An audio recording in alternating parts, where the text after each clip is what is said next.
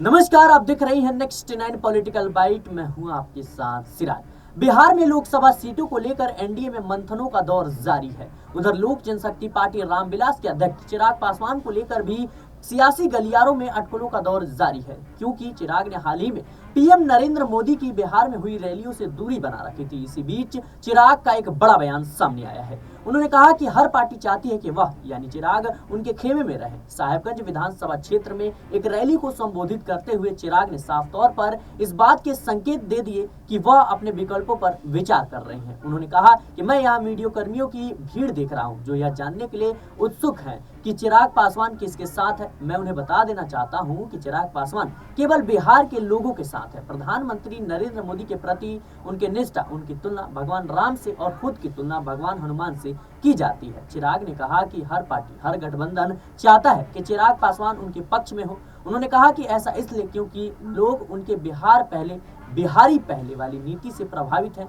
जो कि राज्य को पुराने पिछड़ेपन से बाहर निकालना चाहते हैं।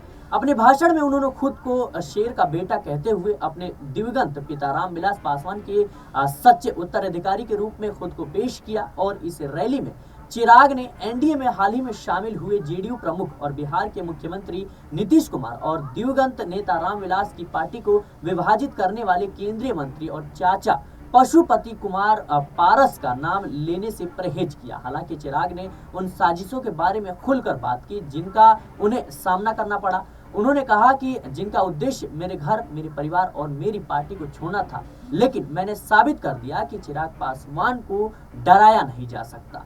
उधर भतीजे चिराग का आक्रामक रवैया देख जो है चाचा पशुपति पारस के नेतृत्व वाली राष्ट्रीय लोक जनशक्ति पार्टी आरएलजेपी को रास नहीं आया। उन्होंने साफ तौर पर कहा है कि वह हाजीपुर सीट से फिर से चुनाव लड़ेंगे और आरएलजेपी के प्रवक्ता शणवर अग्रवाल ने कहा कि हाजीपुर या हमारी पार्टी की अन्य 4 सीटों में से किसी को भी छोड़ने का कोई सवाल ही नहीं है। हमें यकीन है कि भाजपा हमारे दावों का सम्मान करेगी, क्योंकि हम एनडीए के सहयोगी हैं। चिराग पासवान की पार्टी को दूसरी तरफ से प्रस्ताव मिल रहा है, लेकिन कोई भी इस तरह के प्रलोभन के साथ हमारे पास आने की हिम्मत नहीं कर रहा है। 2019 में एलजेपी ने 6 सीटों पर चुनाव लड़ा था और उन सभी पर जीत हासिल की थी। हालांकि पार्टी में फूट के बाद एलजेपी 2 धड़ों में बंट गई। बताया जा रहा है कि दोनों धड़ों को इस बार कम सीटों पर संतोष करना पड़ सकता है। इसके बीच की बड़ी वजह पूर्व केंद्रीय मंत्री उपेंद्र कुशवाहा के राष्ट्रीय लोक